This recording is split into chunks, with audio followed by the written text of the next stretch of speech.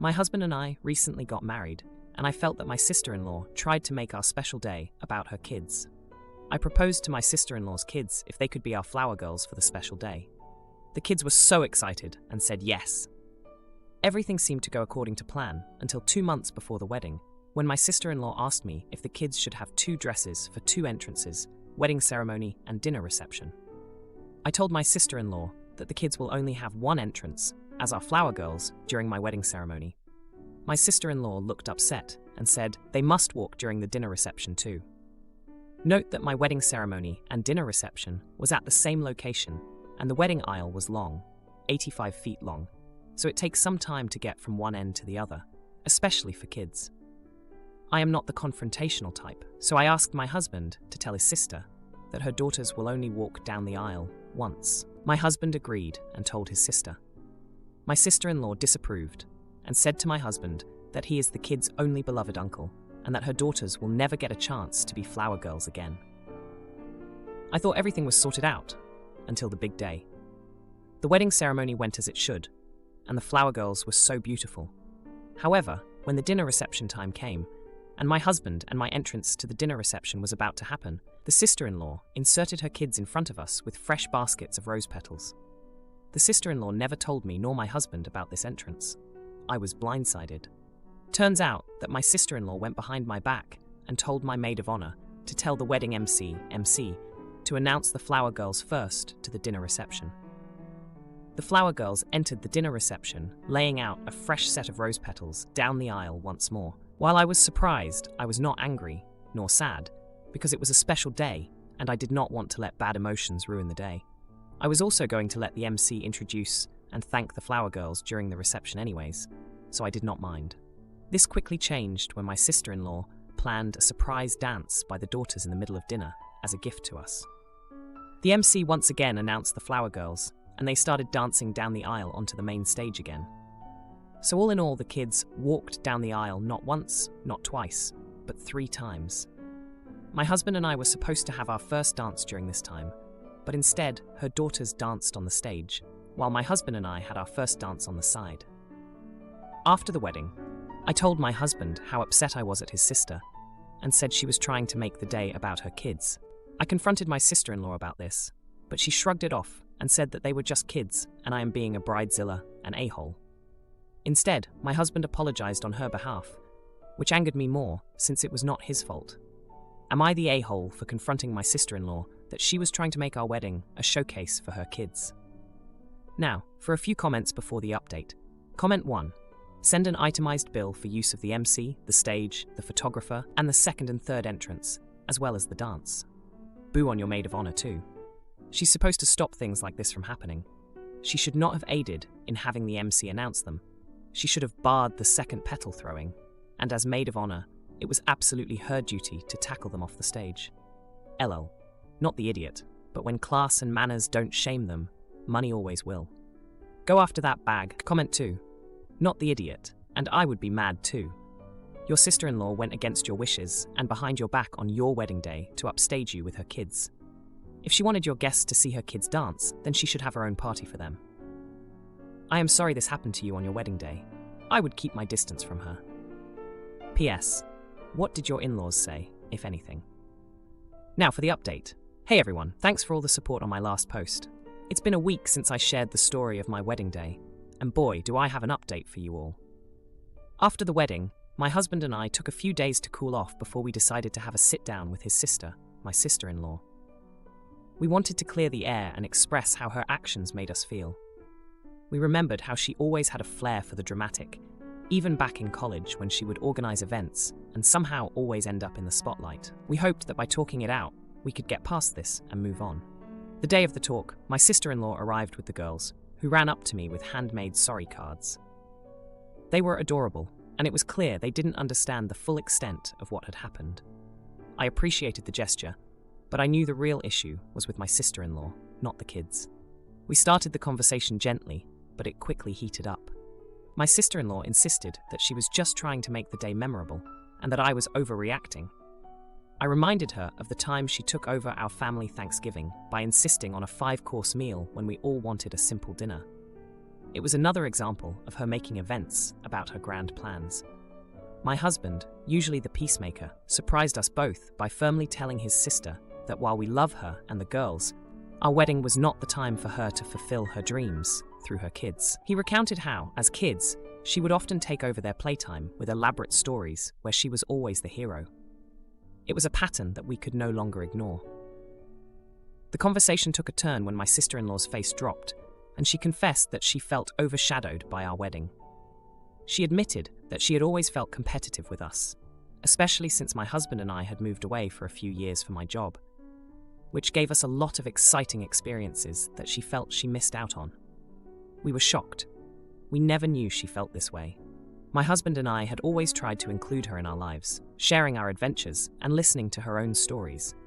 We thought back to the times we would send postcards from our travels, hoping to make her feel a part of our journey. The air in the room changed after her confession.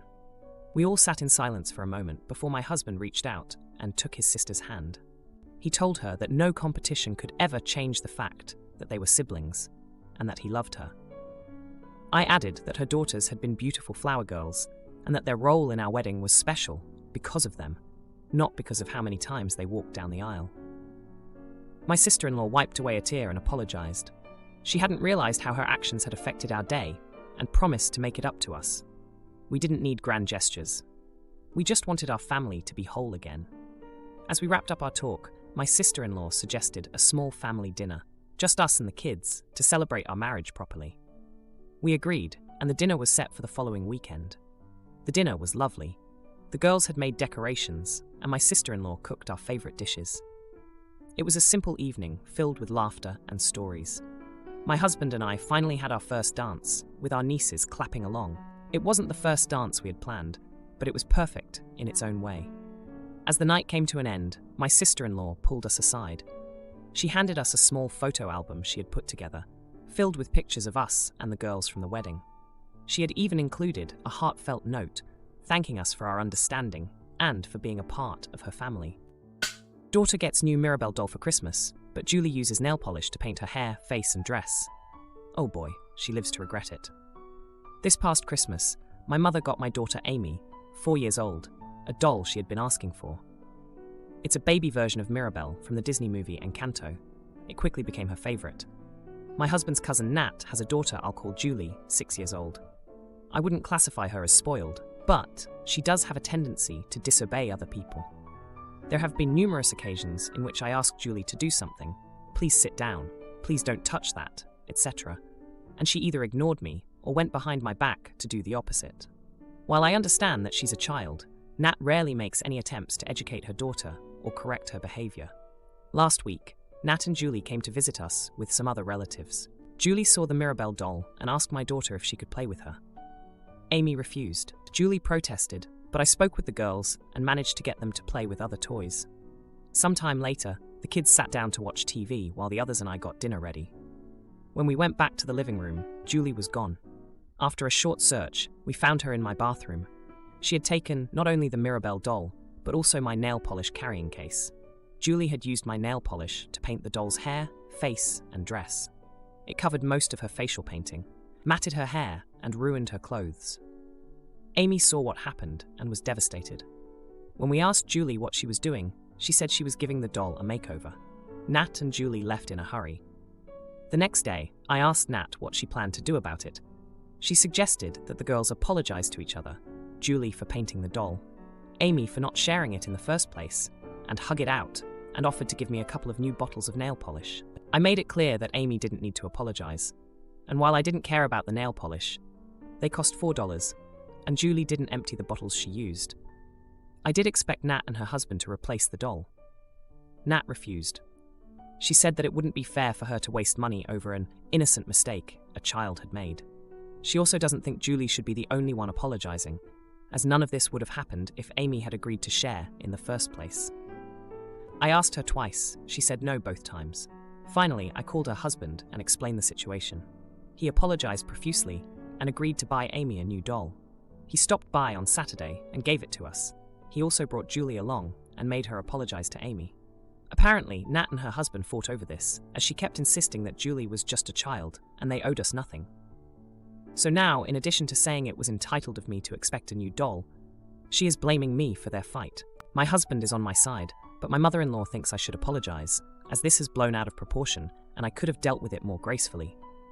She also thinks it was wrong of Amy to refuse to share. Am I the idiot?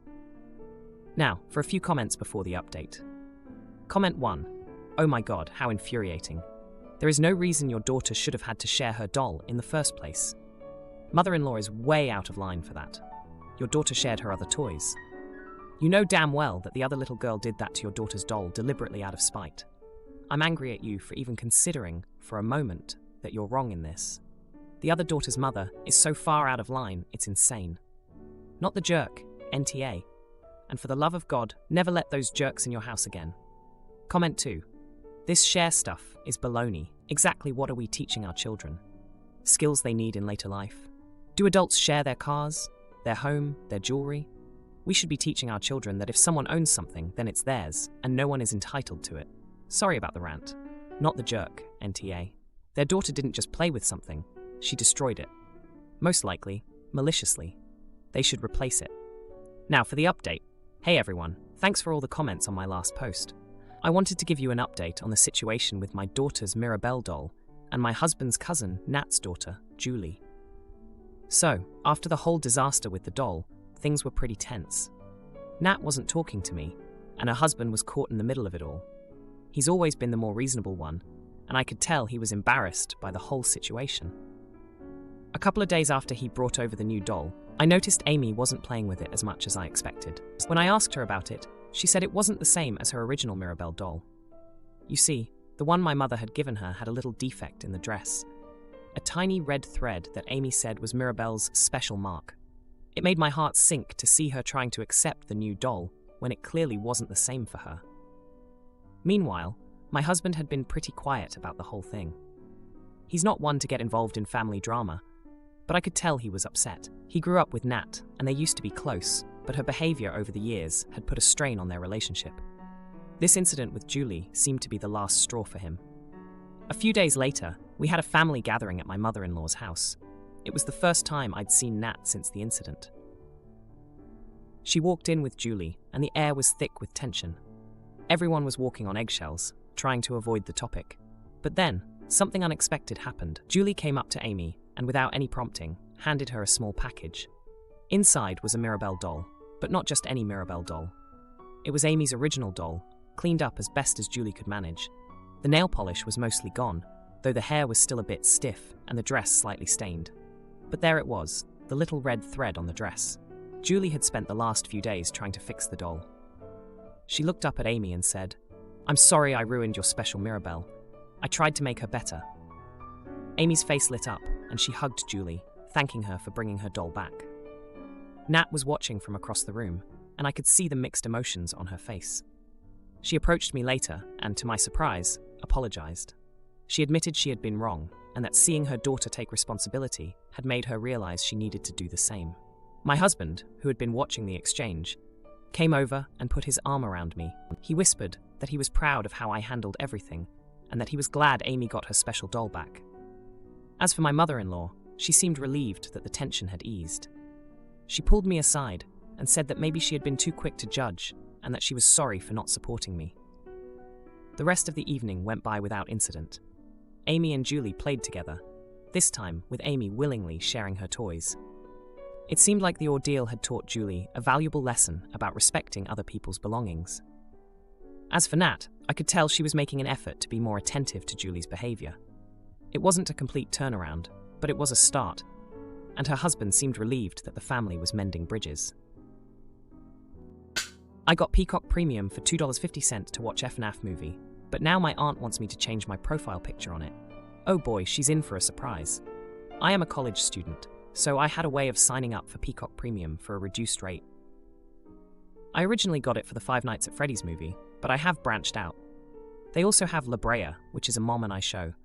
Plus, I have engaged in some of my guilty pleasures. Trolls movie series.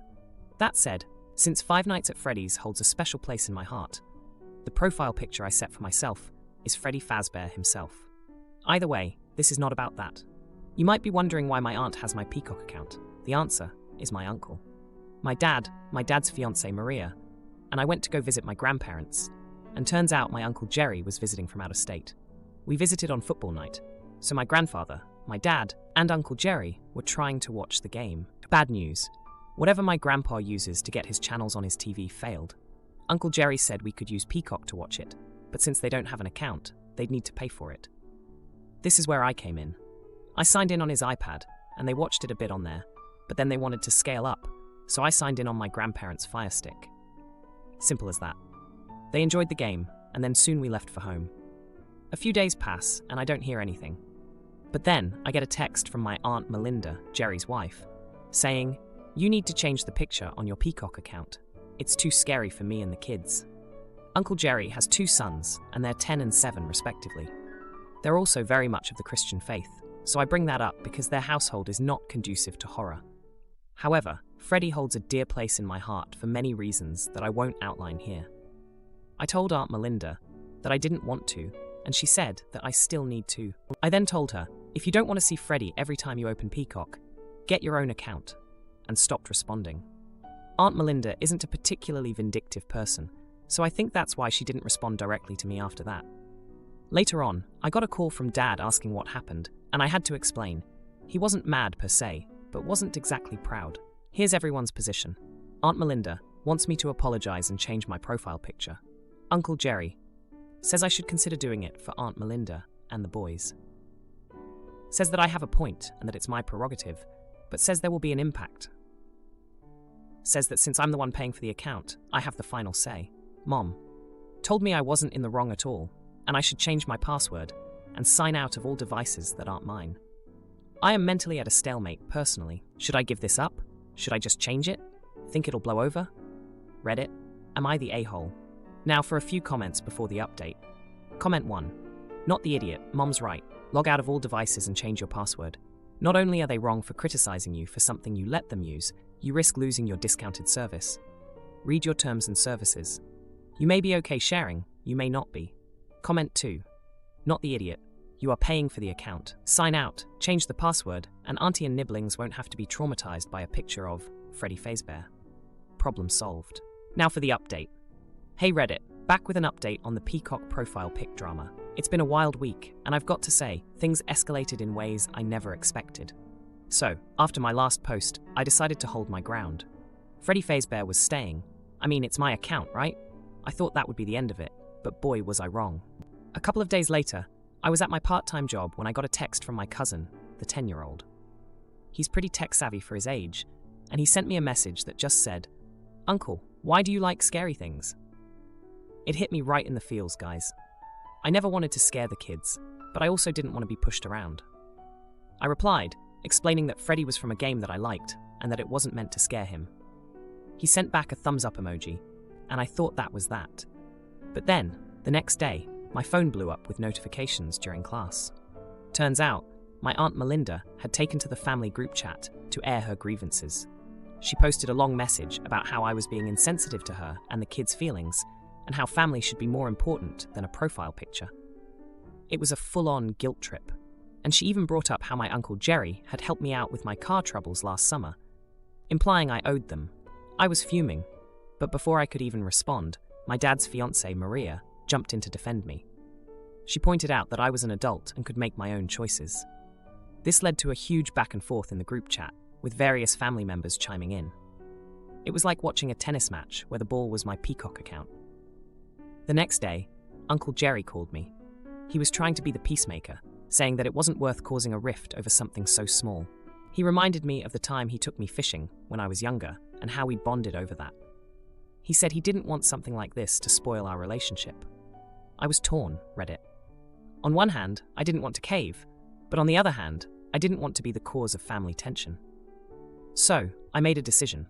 I changed the profile picture to a neutral image of a peacock, the bird, not the logo. I thought it was a fair compromise. But here's the jaw-dropping part.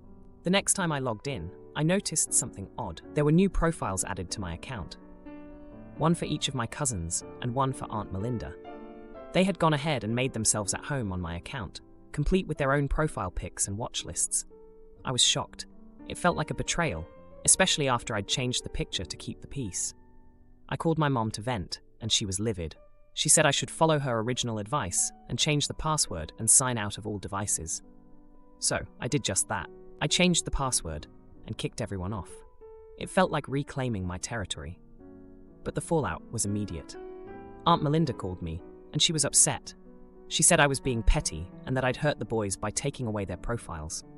I tried to explain that it was my account and that they had crossed a line by adding profiles without asking, but she wasn't having any of it. She ended the call by saying that she was disappointed in me. Now, here's the bittersweet ending. Uncle Jerry texted me later that night.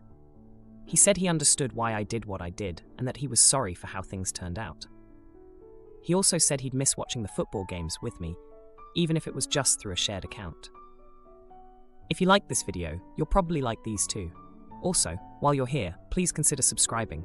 It's your support that keeps this channel alive and allows me to make better and longer videos. Have a great day.